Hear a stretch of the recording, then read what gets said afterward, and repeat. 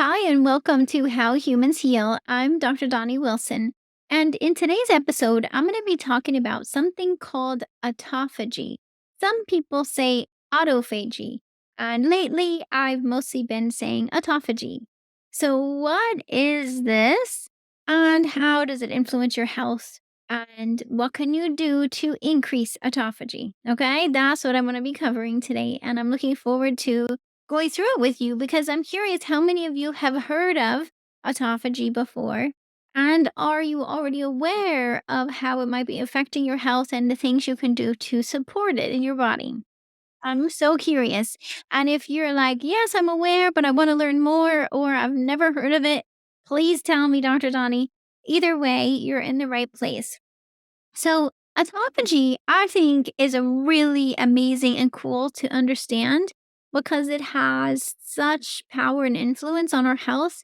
And it's happening all the time in our bodies without us even realizing it or thinking about it, right? So, it's so fun, I find, to learn things that are going on in our bodies.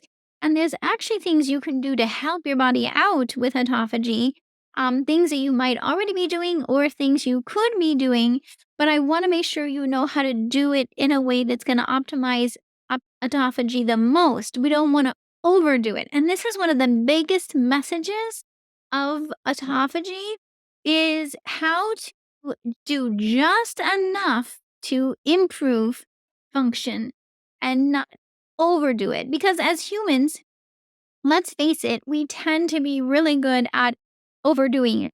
We were so willing to try harder and do more to create more change and get the gold star, right? We're so willing to sacrifice ourselves in the hopes of achieving more that but the thing is our bodies don't really respond that same way. Our bodies actually do better when we give it just enough change and support to create a beneficial outcome, but not too much because if we overdo it, it actually works against us.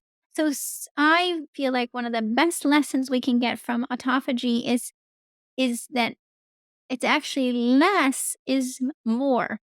That overdoing it works against us, but doing nothing at all works against us too.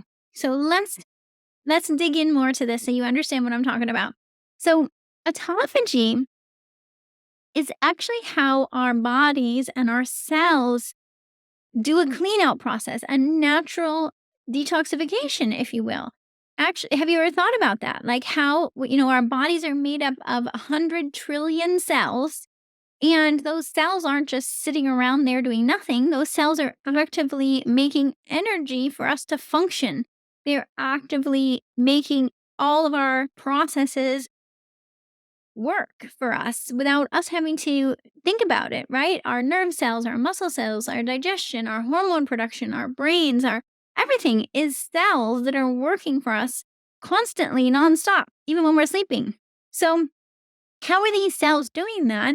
And how are they taking out the garbage, so to speak, right? How do they did you ever think about that our cells actually have garbage that needs to go out or recycle? They can actually recycle sometimes. And sometimes the cells are just done and they need to get rid of that cell and make a new cell. Our body has the ability to replace, the cells can replace themselves in most areas of our body. So, how is all this happening? And it just so happens that I was studying science back in the early 90s. That's when I was getting my pre-med degree and my bachelor's in science. And so I was taking all these science classes, which I really loved. I have essentially a minor in chemistry and was taking all kinds of biology, including cellular biology and embryology.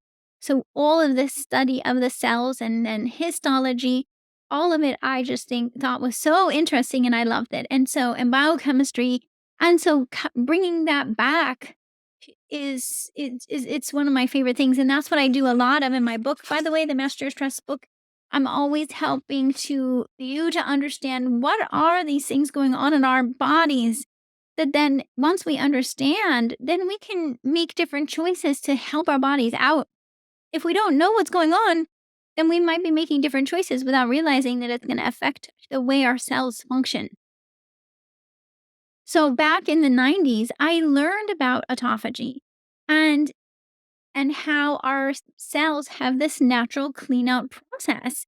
And so it's so interesting to me to go back and read that information and realize, oh wow, I do remember learning this back when I was learning about how our cells function. And actually, the researcher who identified really discovered and made so much more clear this process of autophagy, he received a Nobel Prize for the research he was doing in the 90s. So, right around that same time is when a lot of this research was being done to understand how our cells clean themselves out. And that researcher, his name is Yoshinori Osumi. I'll write it in the notes for you. So Yoshinori Osumi. And he received a Nobel Prize for his research related to autophagy. So I'm so grateful to that and his work to help us understand that in our cells, there's this process of where the cells can identify what substances need to be recycled or taken out of the cell. And there's a process where the cell sort of packages it into what's called a lysosome. It puts all the garbage into the lysosome and then it is able to transport it out of the cell. Isn't that amazing? Um, or it can identify aspects or proteins that it might be able to recycle and reuse. And this is all determined by genes. There's genes that determine these autophagy processes, and it's influenced by the state in our body, in our whole body. So all of this is signaled by our exposure to stress. So if we're under a large amount of stress in the moment, if we have an infection, if we have an injury, if there, so anytime our body gets a stress signal, it shifts the signaling for autophagy. And to some degree, and this is why I always emphasize that it's not about having zero stress. And there's such a thing as too much stress, right? It's always how do we find just the right amount of stress to signal appropriate and healthy amounts of cell turnover and cell clean out, cell detoxification, right? How can we give our bodies the right state and setting to create the optimal signaling? Because when it comes down to it, what happens when autophagy is working well is it's helping to prevent aging. What is aging? What we experience as aging is when we have more cells that are damaged cells. We have we see it in our skin, we see it in our hair, we see it in our muscles, in our bones. We get weakness, we get fatigue, we get um, we in our nervous system. This is where when people are experiencing dementia of different types, neurological conditions of different types, when the cells are not cleaning out. If you even just look at Alzheimer's disease as an example, Alzheimer's disease is completely a situation where the cells are not able to clean out the debris. And when this debris is stuck in the cells, it makes the nerves not work right. And so then it affects our memory and our functioning. So literally from the example of dementia, we can see that if our cells are not able to clean out unusable proteins and debris, that it's going to affect how our brain works and it's going to increase aging. So how do we make sure that our cells can identify what needs to be cleaned out and get it out of there? Another example is cancer cells. Cancer cells have cells that are not healthy and not functioning normally. So in our normal bodily processes, our bodies can identify when a cell is not healthy and it can get rid of that cell. That's part of autophagy, is identifying cancer cells and getting them out of there. Well, if our bodies don't have that opportunity to clean out potential cancer cells, then those cancer cells can perpetuate. And that's when cancer then progresses. So we want to start realizing that our cells are in a constant process of identifying what should be taken out or recycled. And we as the human living in this body, we get to, it's really our choices that determine the opportunities and the how well our body gets to do this clean out and anti-aging process. And if we're pushing ourselves to the max and we're under constant stress and not getting enough sleep, and we're and depending on the foods we're consuming, because it depends on the nutrients that our body has access to, all of these autophagy processes need antioxidants. So this relates back to a couple other episodes that I can link to in the show notes. One is just understanding how stress affects us. Two is oxidative stress, which is stress inside the cells, which is again a normal process, but if it gets out of balance, it becomes a problem. So I'll link to the episode about oxidative stress so you can learn more about that. And hormesis, something called hormesis. Hormesis is when we choose an optimal amount of stress, then it actually signals autophagy. So when we do something that's kind of a good stress, you could think of it that way. If we exercise, this is a perfect example. If we exercise, it's a bit of a stress on our bodies. It signals some stress response. It signals some oxidative stress. It signals antioxidant production like glutathione.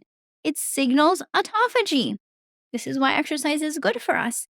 It signals for our body to do a normal clean out process and reset all of these systems, dropping inflammation and anti-aging. There's a ton of research on how exercise is beneficial in that way. So it's a good thing if we do just the right amount of exercise for our body that's going to be in that hormetic zone, in that stimulating hormesis. But if we overdo it, if our exercise is too intense, too long, too often, we go into too much stressing ourselves. And when that happens, it overdoes it. Now we have too much oxidative stress, too much inflammation, too much cortisol, and we actually work against ourselves. So, this is where, again, I think as humans, this is one of the hardest things for us to learn is what's enough and what's too much. And it's not a clear line. It requires us to be mindful and aware and to notice and to listen to our body signals and to notice, hey, if I do this much exercise at this time of day and this duration, then I see positive effects and I feel better. And if I overdo it, I feel worse because there's not a great test for autophagy that exists at this point in time anyway. You really have to go by how your body feels, and you can do things like measure heart rate variability, which heart rate variability, I could do a whole nother session on that. Heart rate variability is there's different devices that allow us to measure the variability in our heart rate. And you can do this with your Apple Watch. You could do this with your different kinds of different band devices you wear on your wrist or your fingers or your ears. You know, you're basically, these devices measure the variability in our heart rate. There's actually a very subtle variability in the heart rate that we don't even really notice unless you're measuring it. And this variability in the heart rate has been associated with how well our body responds to a stress and recovers to a stress. So it's all about response and recovery. Again, the goal is not having zero stress. It's not to say all stress is bad. It's to say we want to be able to respond to stress and recover from stress. And so you can use your heart rate variability as a way to help inform you if you're exercising in a way that gives your body that positive hormesis, and then you recover and you're getting the positive autophagy from that experience. And so if your heart rate variability is in an optimal range, it gives you a sense that you're probably on the right track. And if you find that your heart rate variability says, uh-oh, you're in the danger zone, then you know you need to adjust your, in this case, exercise. But there's other things that stimulate autophagy too, and hormesis, things like fasting. So if we there's so much research on various types of fasting, whether you're talking about fasting during the day or fasting for 24 hours or fasting for an intermittent fast. We refer to the term intermittent fasting, And there are other episodes in How Humans Heal on intermittent fasting too, so I encourage you to listen to those if you want to learn more. But just to be brief, intermittent fasting I think of as an overnight fast. It's the period of time you're not eating while you're sleeping, essentially, and then you can extend it a little bit longer than that. Right? If you think about it, we all intermittent fast for however long we're sleeping because you're not eating while you're sleeping. So you might have I mean, hopefully you're sleeping and you're getting to fast at least 7 hours, 8 hours. How many hours are you guys sleeping? Now, optimally, would be at least 7.5 to 9 hours of sleeping. And usually you're not going to eat as right before you go to bed and as immediately when you wake up. So usually you might be having, maybe let's say 10 hours of fast. So calculate it for yourself as you're listening. What was your last meal of the day? And what's your first meal the next day? That's your intermittent fast or your overnight fast. And the studies show that just simply having hours of not eating overnight can stimulate autophagy. And so what we look at as humans is we go, well, what if we extend it a little bit? What if we make it 12 hours? What if you have your last meal at 7 p.m. and your first meal at 7 a.m.? That's 12 hours. And they show, okay, now for a lot of people, that increases autophagy. And that means it's helping to clean out debris and recycle cells and improve your health in general, right? So people, a lot of times you'll hear people saying, "Hey, I'm going to do more intermittent fasting," and so this is the reason why.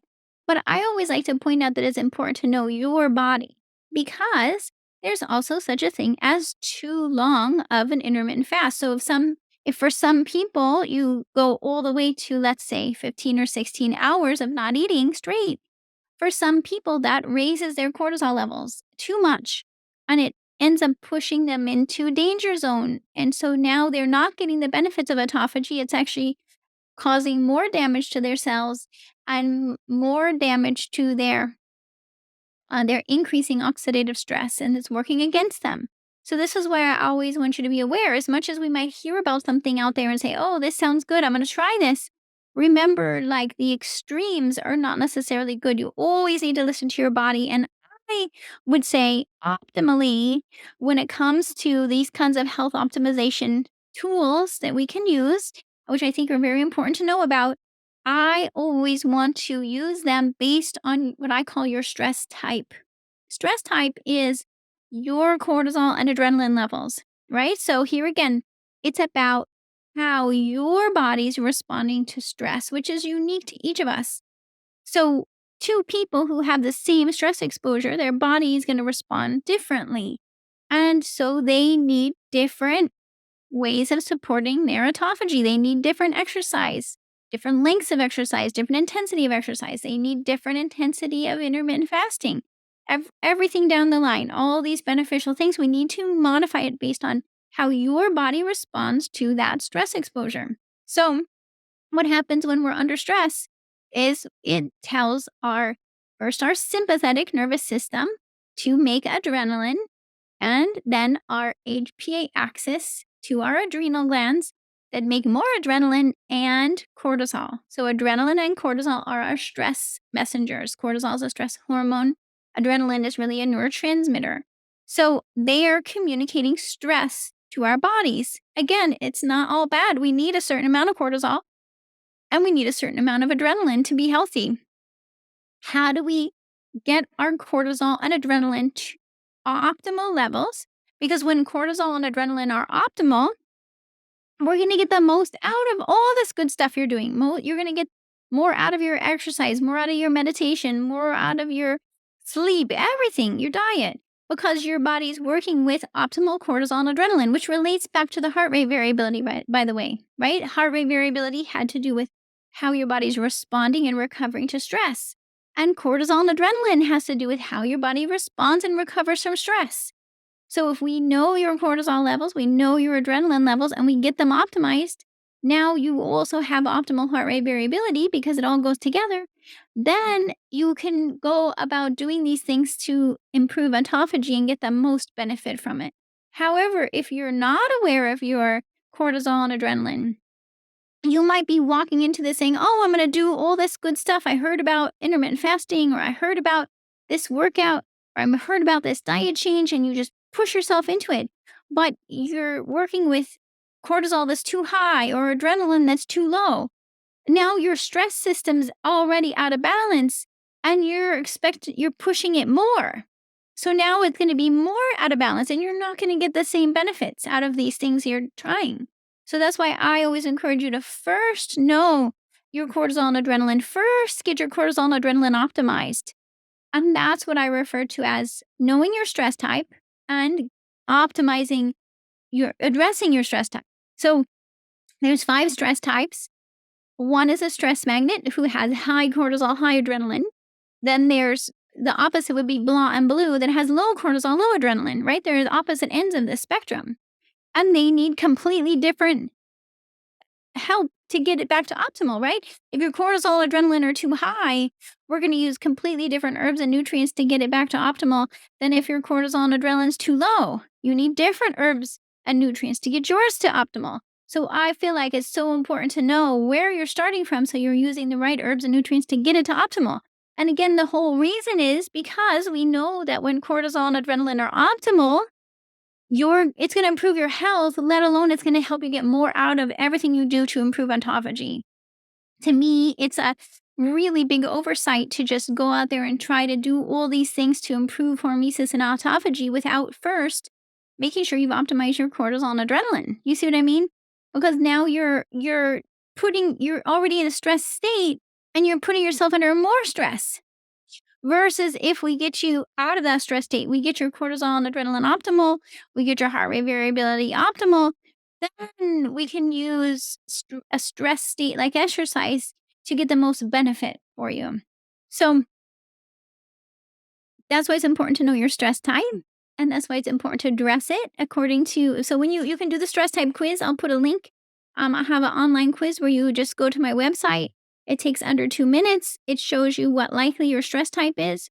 I also give you the ability to order a test to measure your cortisol adrenaline through my website. So you can order it and learn how to optimize your cortisol and adrenaline from me through my book, the Master Stress book. I teach you in here exactly how to optimize your cortisol and adrenaline from your adrenal glands and how to recover from stress in general, right? And all about autophagy too. So you can learn all of this in this book.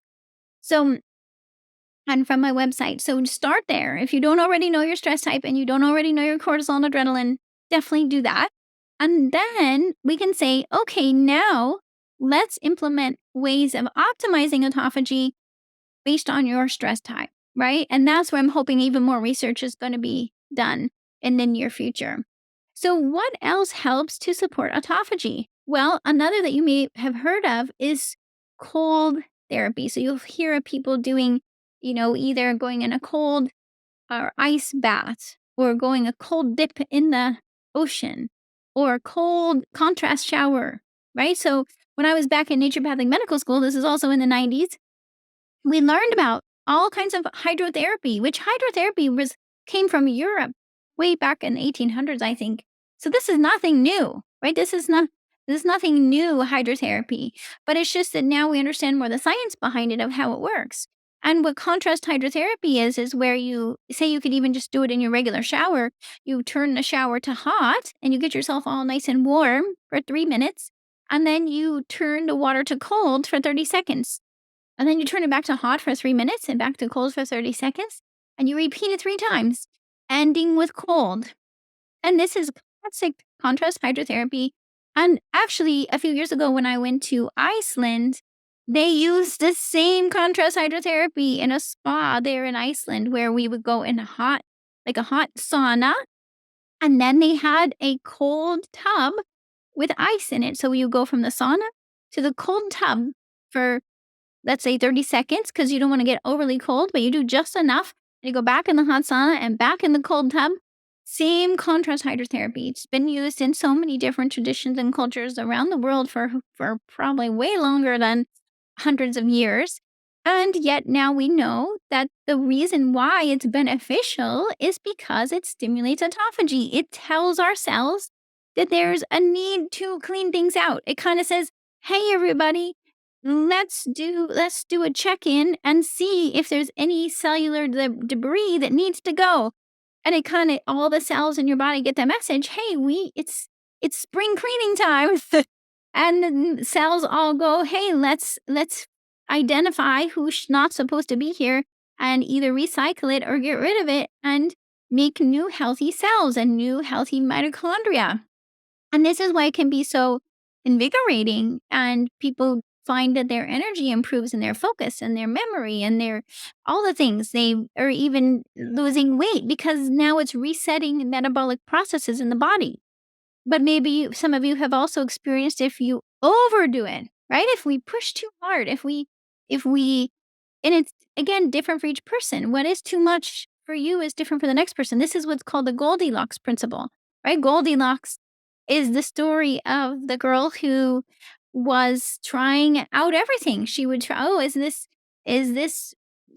bed too the right size? Oh, this one's this was it the bed or the chair too small, and this one's too big, and this one's just right. Or she's trying her porridge. Oh, this one's too hot, and this one's too cold, but this one's just right. So I think really the message is all of us need to practice being more like Goldilocks.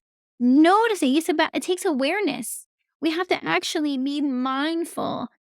First of all, just even having compassion for ourselves and and realizing we live in a human body, right? Let's start there. We have a human body, and we can't go to the body store and get another body. This is your human body. So recognizing, okay, this is my human body. This is my opportunity to listen to my body, which requires that I take time out of my day, even a few minutes. It doesn't take very long, but a few minutes to take a few deep breaths and become more aware of your body's signals and more aware of the ability to make different choices. Now, sometimes this is when all these messages from our childhood activate and make us, try to make us feel guilty for not doing it or make us feel bad for not being perfect. And these negative messages start popping in. And this is why it's so important to also be practicing mindfulness so you become more aware of all those negative messages and you realize that's not going to serve me here. I'm working on improving my health and doing something good for myself and having compassion for myself. This is not about perfection. And it doesn't help to put so much pressure on yourself. That's more stress.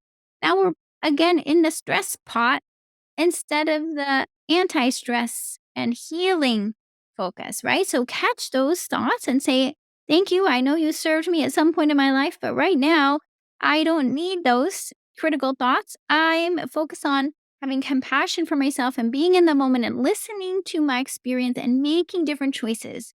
And I'm not going to be perfect. I'm going to learn along the way. We're human, we're not machines.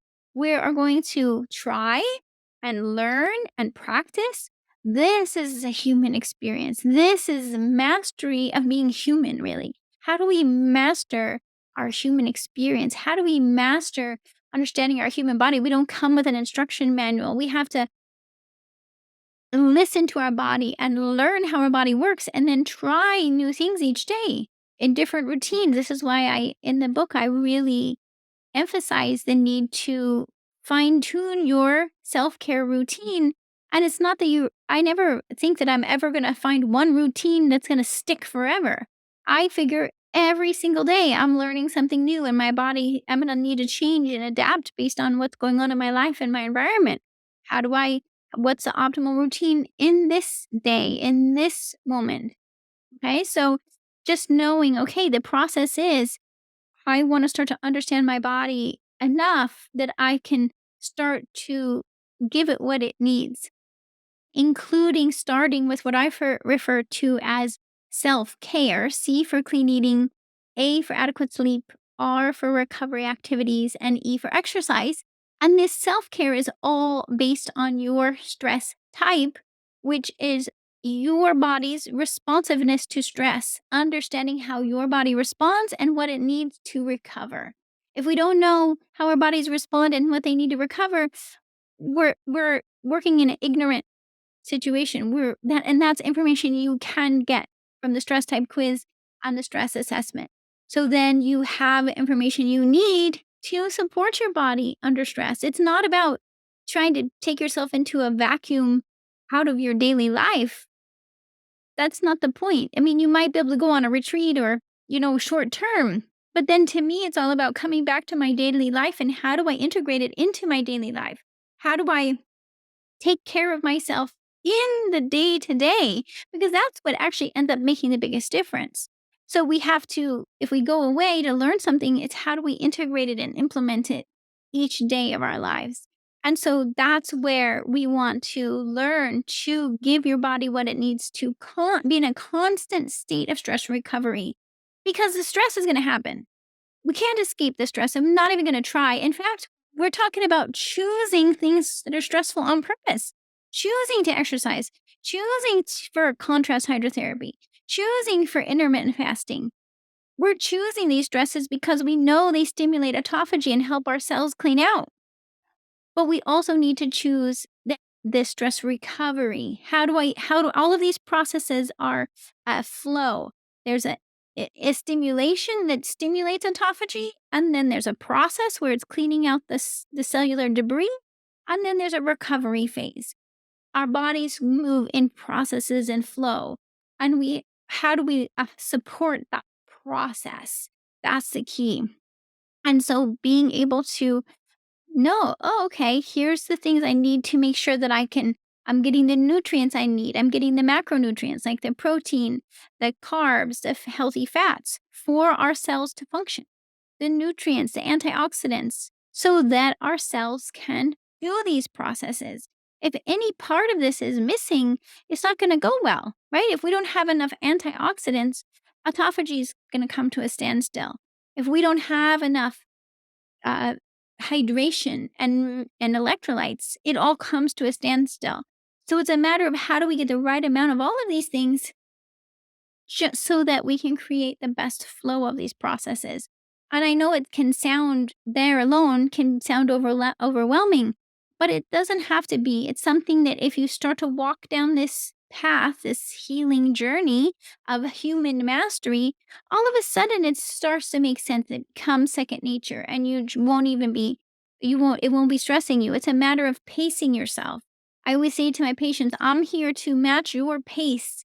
It doesn't help if I push you too much. Now I'm pushing you into a stress state again.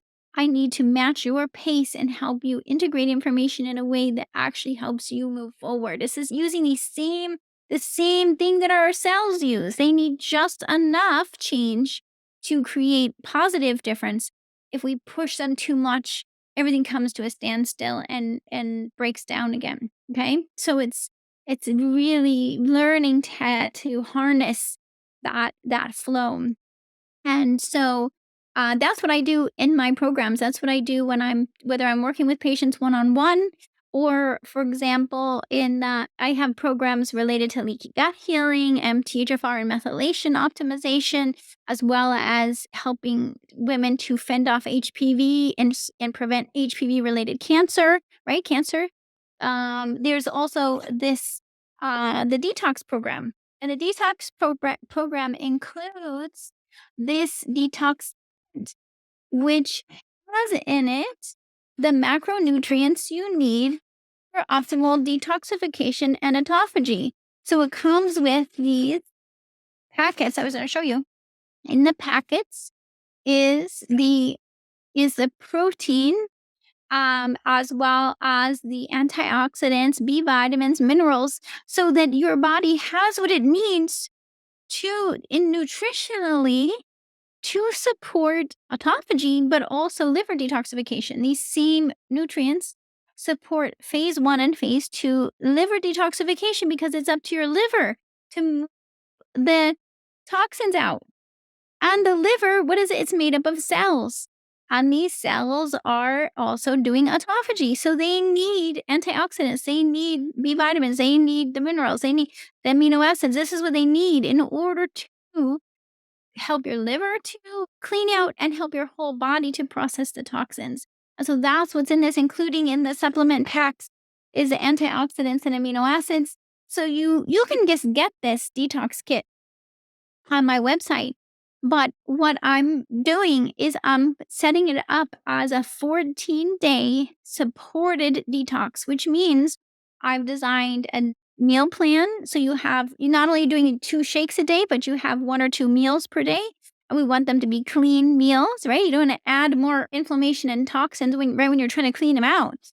And we have all of the guidance to do this to support your autophagy, right? All of the autophagy support during the 14-day detox. So and the support to address your stress type using your care protocol. So I'm helping you to implement everything I'm describing in this 14-day intensive. Now, again, even that needs to be done with the right pacing. Because a lot of times people think, oh, I'm going to do this on my own, or there's a lot of different detox programs out there. But what I find is then you don't have the right support, right? And this is the thing, we expect ourselves to do things on our own, but then it's more stressful. It's very clear from research also that when humans have support and guidance and information, it takes away a lot of the stress. It makes it so you can have a more optimized experience. So why not choose to have the guidance and support to help you pace this information, to help you implement in your regular day? You don't have to like turn off your regular life in order to do this. This is intended for you to be able to do it in your usual day. I mean, you can do it with days off if you'd like, but you can do it in your usual day, and to have the guidance and the learning and the support so that you don't feel stressed, so that you can implement it and create change without overstressing yourself. So you can actually be more likely to get the benefit from it. And that's what I want for you. I want you to be able to get the benefit of all of this. And it just so happens that this is someone asked me today, like, oh, how did you get into natural healing? And I'm like, it started at a young age for me. Here I was at 20 years old learning about autophagy and nutrition in college. This is where I immediately went when I went to college, just to learn this. But then I went into naturopathic medical school, and then I went into practice, and I've been practicing for now 23 years. So this is my life. This isn't something I just learned 2 years ago. This is something I've been in and practicing, for since I, maybe even in my childhood, but at least since I was in college. And so it's my passion, and passionate about helping all of you to get the benefit from it too. It's something I do for my own health every day. I'm constantly in a process of learning about my body. Even knowing all of this information, I learn every day something new about the human body and what we can do to support ourselves under stress. So even just for you to know that, like, you don't have to learn all of this on your own, and you don't have to be on your own with this either. We're all human. We're all in this experience together, and wherever you're starting from is okay. Like, to me, it's all about acceptance. If you're showing up saying, hey, I want to change my health, I want to learn, I want to listen to my body, I want to do whatever I can to avoid these health issues and also avoid the need for medications and procedures. If you show up and you say, this is my goal, then I'm here to say, great, because I'm here to help you to achieve that. So it's a match, right? And not everybody's in that place. Not everybody's in that place of saying, hey, I want to do whatever I can to give my body what it needs. That's okay. There's no judgment. It's, if you're there, I'm here to help support you. And I'm so glad you found How Humans Heal. There's so many more episodes you can learn from. I'd love to hear from you what you'd love to learn next. If there's a aspect of our human physiology and you're like, what is this, Dr. Donnie? What does this mean? And what do I do about it? Please write into me and let me know. And if you enjoyed this episode, please like and share it and subscribe. You can subscribe both to the How Humans Heal podcast as well as to my newsletter, so that you'll receive an email from me each Thursday with the latest podcast episode, as well as other articles and resources and information about the latest of what I'm thinking about and what I'm helping patients with. I learn so much from my patients, and I'm so grateful to them, because if it wasn't for working with other humans, I wouldn't have the chance to practice and figure out what's working. So thank you to all of you who've given me that opportunity to learn from your experience, and any of you who are like, hey, yeah, how can you help me? Just reach out. I offer one-on-one to people around the world. I can do phone and video consulting to pretty much wherever there's Wi-Fi and cell service. And I love that. I love that about what I get to do to help people anywhere. We can even ship to most places in the world. You just have to let us know where you are so we can figure out the shipping cost. But this detox program is available now, and I'll put a link to it so you can learn all about it. And I welcome you to join in. And I can't wait for you to experience the changes in your health. People who have participated in the detox program are reporting things like uh, improved blood sugar levels. Even patients with diabetes, who their blood sugar levels are way better than they've been in years. Also, we see weight loss, although sometimes that's not the immediate goal. People do often experience weight loss in a healthy way, in a way where they're going to be able to maintain it, not just short term weight loss that comes back again, but actually weight loss because your body's resetting and getting to a healthier state. Also, people experience improvement in energy, mood, focus, sleep, skin, hair, nails, digestion, you name it, just overall improvement. And also patients who've experienced extreme stresses, including mold toxicity, also post COVID, if you're experiencing symptoms from that, or other kinds of neurological conditions, anxiety, depression, uh, autoimmunity, fertility issues, or even like chronic viruses like HPV. This type of optimizing your autophagy has the ability to reprogram all those processes in your body. So autoimmunity can turn off.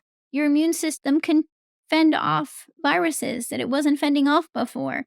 Your body can fend off cancer cells, and your nerves can heal, and your neurotransmitters can rebalance. And like these things that maybe you never thought were possible is possible when we give your body the right signals. Then your body knows how to correct itself. So it's a matter of how do we do that in a supported environment? Again, if maybe you've experienced, if you push too hard one way or the other, it ends up backfiring.